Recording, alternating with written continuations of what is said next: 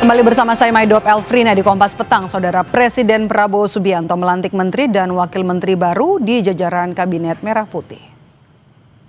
Sisa masa jabatan periode tahun 2024-2025. Jamari Caniago dilantik sebagai Menko Polkam.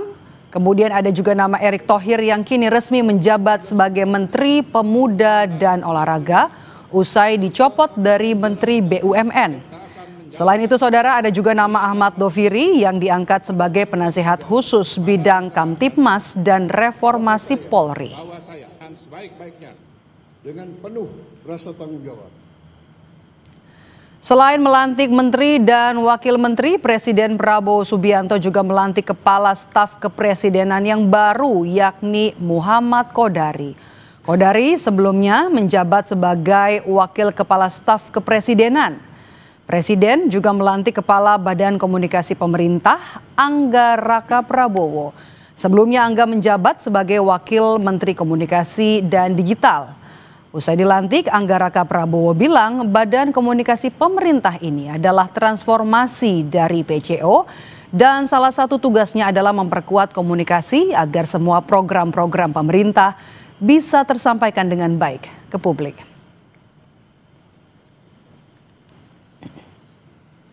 Dua kursi menteri dan wakil menteri yang kosong selama sepekan akhirnya kini terjawab. Lalu sudah tepatkah penempatan orang-orang baru di pos kementerian dan juga lembaga di Kabinet Prabowo? Kita bahas bersama dengan analis politik Adi Praitno dan juga ada politisi dari Partai Golkar Nurdin Halid yang tergabung bersama kami lewat sambungan Zoom, tapi nanti akan bergabung bersama. Tapi yang sudah hadir di studio Kompas TV ada anggota Dewan Penasihat Partai Bulan Bintang Jurhum Lantong. Selamat petang Pak Jurhum. Selamat petang Mbak. Tapi kalau misalnya kita lihat nih setelah kemudian ada Pak Yusril ya yang juga merupakan ex dari Partai Bulan Bintang adalah nama Pak Afrian Syahnur. Betul. Ya kan, oke. Pernah jadi bagian dari Partai Bulan Bintang, kemudian sekarang dilantik oleh Presiden Prabowo Subianto. Ada jabatan di Kabinet Merah Putih. Track record atau rekam jejak dari seorang Afrian Syahnur. Ya baik. Pertama selamat dulu kepada bapak-bapak yang telah mendapat jabatan amanah, jabatan baru kepada, ini kita ngebahas Pak Afrian Syahnur, sahabat saya. Pak Afrian Syahnur itu waktu pencalonan Pak Prabowo dan Pak Gibran, beliau adalah sekjen dan beliau dengan Pak Yusril menandatangani sebagai pengusung calon presiden, pasangan calon presiden dan wakil presiden pada waktu Prabowo Gibran. Jadi track recordnya jelas bahwa beliau adalah pendukung dari Pak Presiden Pak Prabowo sekarang ini begitu. Jelas lah gitu. Jelas track recordnya. Oke, baik.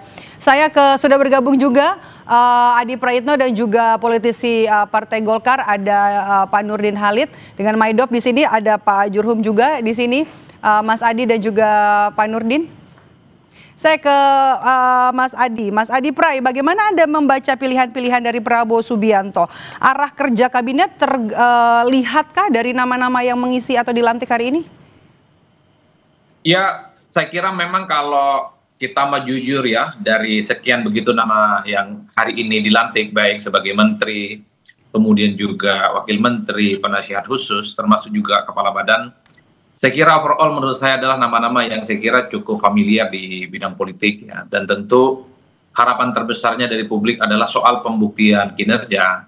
Karena sebenarnya punya pengalaman politik, kemudian punya track record, termasuk juga punya nama besar, itu percuma kalau ketika kepercayaan ini diberikan oleh Presiden dan pemerintah tidak bisa dijawab dengan kerja-kerja yang terukur dan kerja-kerja yang kemudian bisa sangat layak untuk dibanggakan. Karena bagi kita secara umum sebagai publik, sebagai rakyat Indonesia, pembuktian kinerja itulah adalah segala-galanya. Oleh karena itu ketika sore ini menteri, wakil menteri dan kepala badan itu dilantik oleh Presiden, mulai besok dan selanjutnya adalah bagaimana mereka itu fokus bekerja di bidangnya masing-masing. Terkait dengan Pak Erick Thohir, tentu publik berharap betul bahwa di bidang olahraga dan kemudaan kita di masa-masa yang akan datang memiliki prestasi yang cukup luar biasa, karena publik juga tahu bahwa Pak Erick Thohir itu memiliki style yang saya kira memang cukup mumpuni di bidang olahraga dan kemudaan. Begitupun misalnya harapan terbesarnya di Menko yang baru Pak Jamahari Kaniago ya. Beliau adalah mantan tentara yang saya kira punya pengalaman penting terkait dengan pertahanan dan keamanan. Sehingga peristiwa-peristiwa yang terjadi kemarin akhir Agustus kelabu menurut saya bisa dimitigasi dan tidak ada hal-hal yang kemudian tidak sesuai dengan kaidah-kaidah demokrasi. Begitupun misalnya kalau kita melihat KSP ya, Kodari saya kira adalah mantan surveyor dan juga adalah pengamat politik, pengalaman dan jam terbangnya di bidang politik saya kira juga sangat layak untuk diperhatikan secara signifikan. Inilah yang saya sebut semacam bahwa ada harapan baru sebenarnya, ada semacam perbaikan bagaimana dari sisi internal pemerintah dan istana itu mampu memberikan sentuhan-sentuhan yang bisa mengklirkan semua pesan-pesan politik yang muncul di istana. Termasuk misalnya ada Pak Anggaraka yang saya kira kita tahu beliau itu adalah orang kepercayaan presiden dan saat ini adalah ditunjuk sebagai kepala badan bidang komunikasi pemerintah. Hal-hal yang semacam ini bagi saya harus bisa dibuktikan bahwa mereka itu bisa cukup diandalkan dan mereka terbukti membayar kepercayaan yang diberikan oleh presiden dengan kerja-kerja yang memang cukup memuaskan dan tentu saja menyelesaikan persoalan-persoalan yang selama ini tidak pernah tuntas. Harus bisa dibuktikan membayar dengan kerja-kerja yang memang sudah dinantikan oleh Presiden Prabowo Subianto. Saya mau ke Pak Nurdin. Pak Nurdin, posisi Menpora sebelumnya kan Dito Aryo Tejo, diisi Golkar ya, kini ditempati oleh Erick Thohir karena posisi Menteri P2MI sebelumnya sudah diberikan ke Golkar juga ya, ke Pak Muhtarudin ya. Secara komposisi apakah Golkar puas? Ini pergabungan itu bukan soal puas dan tidak puas, tetapi tentu kita harapkan bahwa pergantian kabinet dalam rangka untuk lebih mencapai daripada atau dalam artian berbasis kinerja. Jadi saya tentu berpendapat bahwa Pak Prabowo presiden kita melakukan reshuffle kabinet tentu untuk lebih menciptakan daripada efektivitas dan produktivitas daripada misi yang dimiliki beliau khususnya Asta Cita. Nah, oleh karena itu penempatan Pak Erick Thohir sebagai Menpora adalah menurut saya dari sisi performance, dari sisi figur ya, itu adalah menurut saya tepat karena Pak Erick Thohir sebagai ketua PSSI maupun sebelum menjadi ketua PSSI ya beliau juga sudah sangat aktif dalam membina, membimbing, membesarkan daripada olahraga, tidak hanya sepak bola. Nah, oleh karena itu dengan ditempatnya beliau sebagai Menpora menurut saya akan kinerja di Kementerian Menpora akan semakin, harapan kita terus semakin baik, khususnya 3 bulan lagi kita akan 2 bulan lagi lah, bulan Desember akan datang kita akan ke Thailand untuk SEA Games. Tentu diharapkan bagaimana Indonesia bisa merebut juara umum di Thailand. Nah, oleh karena itu dalam 2 bulan ke depan ini tentu Pak Erick Thohir akan melakukan terobosan agar supaya pencapaian yang diharapkan oleh negara untuk menjuarai SEA Games itu akan bisa dihasilkan. Jadi saya kira penempatan Pak Erick Thohir kita tidak lihat bahwa itu dulu merupakan kader dari Partai Golkar ya. Nah, sekarang jatah Partai Golkar tetap itu dengan ditempatkannya Pak Muhtarudin sebagai menteri, kira begitu. Nah, oleh karena itu saya tentu sangat mengharapkan Pak Erick Thohir ini di kementerian yang baru ini, di BUMN juga beliau sangat cukup berhasil ya selama menjadi menteri BUMN ya. Oleh karena itu sekalipun tantangannya pasti berbeda, karena sekarang ini tidak hanya mengurusi olahraga, tapi bagaimana menciptakan pemuda-pemuda yang kreatif, pemuda-pemuda yang tangguh, pemuda-pemuda yang produktif. Oleh karena itu perlu ada terobosan dari Pak Erick Thohir untuk bisa menciptakan program-program yang bisa membuat daripada pemuda-pemuda itu bangkit mencintai negeri ini.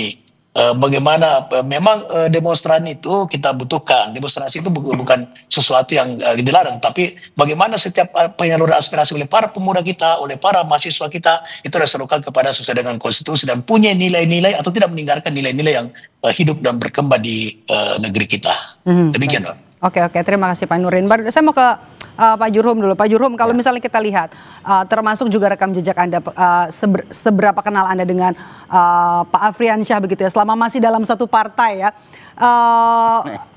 Melihat rekam jejak seorang Afriansyah Nur di bidang ketenaga kerjaan, dekatkah? Dekat. Baik, Pak Afriansyah ini kan periode Pak Jokowi yang lalu, kan beliau juga sebagai Wamenaker, dan kita tahu bahwa banyak terobosan-terobosannya. Bagi kita sebenarnya di Partai Bulan Bintang itu yang terpenting ya, ketika menuduk satu pemerintahan itu sifat daripada atau tugas yang diemban sebagai pelayan masyarakat itu mengemban misi pemerintah itu adalah menunjukkan sikap yang tegas, terukur, dan tentu mengambil tindakan-tindakan yang terukur itu berkoordinasi dengan Pak Presiden sebagaimana pembantu Presiden. Dan banyak terobosan-terobosan yang beliau lakukan. Misalnya minta maaf ya, perusahaan-perusahaan tambang yang sulit sekali untuk bisa ditembus oleh pejabat lah kata itu, dia datang dengan caranya sendiri tanpa menimbulkan ekses yang negatif katakan begitu. Dan beliau juga kan aktivis. Aktivis 98, sehingga minta maaf kalau disinggung tadi masalah pergerakan, kita tahulah kapasitas beliau untuk menangani seperti itu, dan saya bersahabat dengan beliau, kita kan sama-sama aktivis. Tahulah kita. Reshuffle kabinet ini apakah betul-betul untuk mengejar target kerja? Saya mau ke Mas Adi, apakah hanya untuk lebih mengakomodir komposisi atau juga kepentingan partai politik yang ada di Kabinet Merah Putih? Tapi jangan dijawab dulu, kita jeda sejenak, tetaplah bersama kami di Kompas Petang.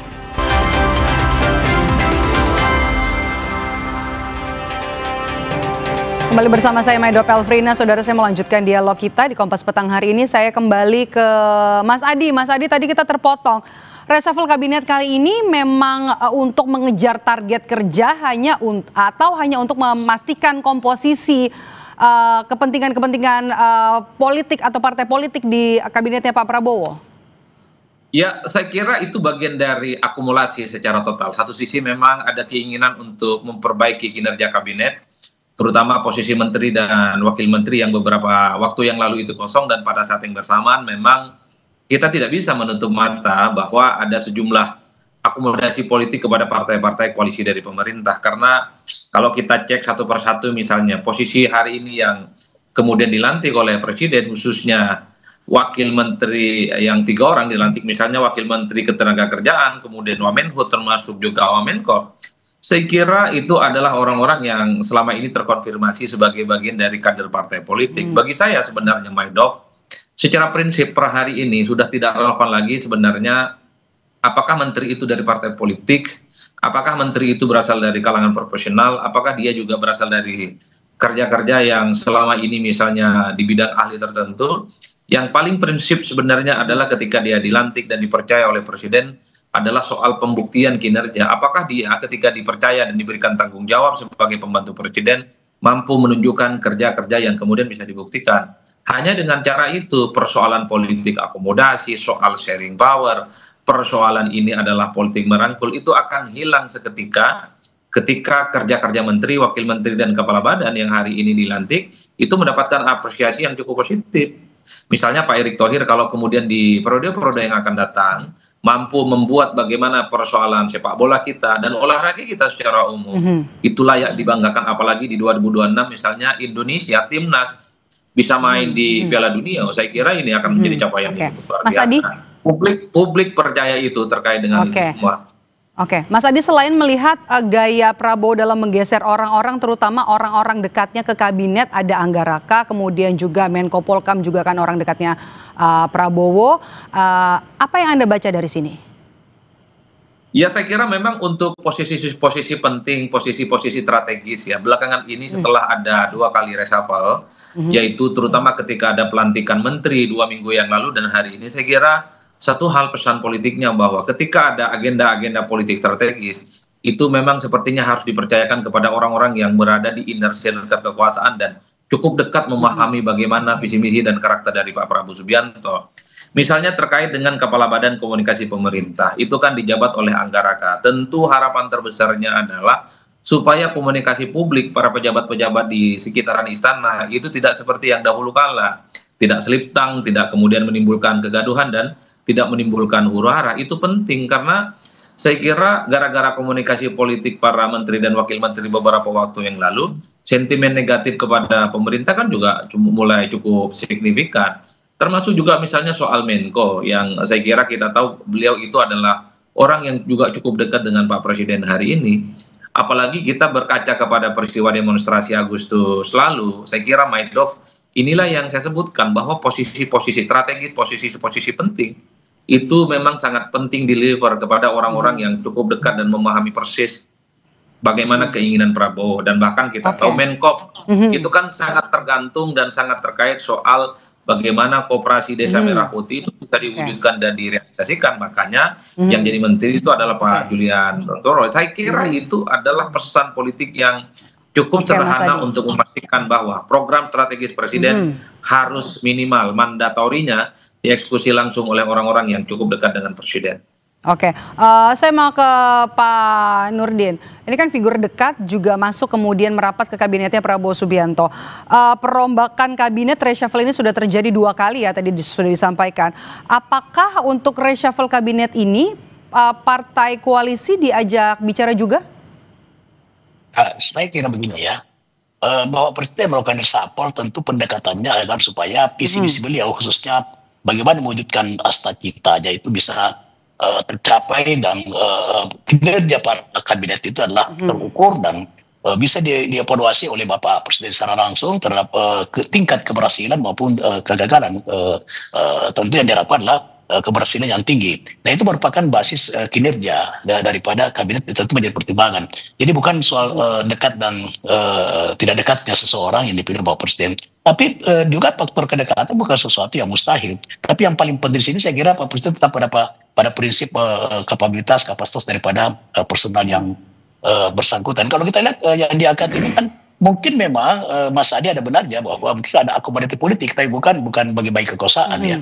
Tetap pendekatannya kepada mungkin berasal dari partai politik, tetapi seseorang yang disodorkan oleh partai politik itu pada yang memiliki kemampuan untuk menjadi menteri, memiliki kapabilitas dan sebagainya. Jadi bukan hanya kebetulan dia orang partai, tapi oleh karena itu kita jangan melihat daripada kita menciptakan dikotomi antara orang partai, orang non partai, orang profesional dan sebagainya. Kita lihat daripada kapasitas seseorang mumpuni nggak dia untuk menjadi menteri. Oleh karena itu kita lihat nanti seberapa jauh kinerja bisa menjawab daripada harapan Bapak Presiden. Ya tentu kita mendorong, kita mengharapkan bahwa yang dipilih presiden adalah orang-orang yang memang tepat di bidangnya, atau paling tidak bisa menjalankan secara maksimal secara politik daripada cita-cita yang dicanangkan oleh Bapak Presiden. Dan kalau kita lihat ya program Bapak Presiden sekarang betul-betul berorientasi kepada kepentingan orang banyak, bukan kepentingan orang seorang. Kapasitas dan kapabilitas ya Pak Nurdin ya. Iya. Ini menarik juga untuk membahas seorang Erick Thohir yang kemudian sekarang ditunjuk sebagai Menpora gitu, yang juga saat ini menjabat sebagai Ketua Umum PSSI dengan rekam jejak pernah jadi mantan Ketua Umum PSSI. Kemudian bagaimana ini melihat aturannya? Ya, saya kira memang Pak Erick Thohir suka tidak suka, mau tidak mau harus melepas jabatannya sebagai Ketua Umum PSSI, karena beliau sekarang adalah menjadi pemimpin di semua cabang olahraga. Tentu beliau akan merancang berbagai kegiatan, kemudian beliau program kerja, kemudian menjadi yang mengkoordinir semua, yang mengkoordinir semua dari sisi regulasi, ya, kemudian dari sisi pembinaan. Nah, tentu kita harapkan Menpora yang baru ini akan bisa mengakomodir semua kepentingan cabang olahraga, sehingga kita bisa menjuari event-event internasional, ya, khususnya bulan Desember SEA Games, kemudian tahun depan Asian Games, kemudian Olimpiade 2028. Nah, oleh karena itu Pak Erick ya tentu segera akan melepas jabatan sebagai Ketua Umum PSSI, karena sesuatu yang bukan tidak etis ya, tidak masalah juga sebetulnya, tetapi itu akan tentu menciptakan daripada sesuatu yang bisa ada bukan kecemburuan, tapi menganggap bahwa ini tidak etis lah kalau seorang menteri pemuda dan olahraga yang dimana dia harus mengayomi, dia harus membuat terobosan program yang bisa berarti Erick Thohir harus mundur ya dari Ketua Umum PSSI ya? Iya, kalau menurut saya dia harus segera mengundurkan diri, karena beliau adalah sudah menjadi pemimpinnya seluruh cabang olahraga se-Indonesia, kira-kira gitu. Oke, menarik untuk membahas siapa penggantinya, karena nantinya harus mundur begitu ya seorang Erick Thohir. Saya ke Pak Pak Jurhum terakhir, maaf Pak. Kalau misalnya kita bisa lihat ada ekspektasi begitu ya kan Pak Prabowo kepada orang-orang yang kemudian dilantik, termasuk juga Afrian Syah Nur sebagai orang yang pernah dekat gitu, berada di dalam satu partai, kemudian juga sebelumnya juga orang yang digantikan ini juga punya track record yang dicopot begitu, ada tersangkut kasus korupsi. Apa yang terakhir mau Anda sampaikan? Saya pikir gini ya, kita bersyukur bahwa Pak Prabowo melihat bahwa potensi Pak Afrian Syah Nur ini yang memang dikader di dalam Partai Bulan Bintang itu ketika dipercaya kembali berarti kan ada nilai-nilai yang bisa dipertahankan tentang tanggung jawab, tentang kapabilitas dan track recordnya. Tapi ya barangkali yang perlu juga disoroti adalah problem ketenagakerjaan kita ini kan luas sekali, kepastian tentang agar tidak terjadi PHK dan seterusnya, dan juga tanggung jawab yang luas. Dan sesungguhnya yang perlu kita usulkan juga atau kita tekankan agar Pak Apriansal memperhatikan aspek itu adalah proteksi terhadap hak-hak daripada pekerja. Dan saya lihat apa yang dia lakukan separuh dari ketika dia menjawab yang lalu Amenaker, dia lakukan itu, dan kita berharap ini bisa ditindaklanjuti.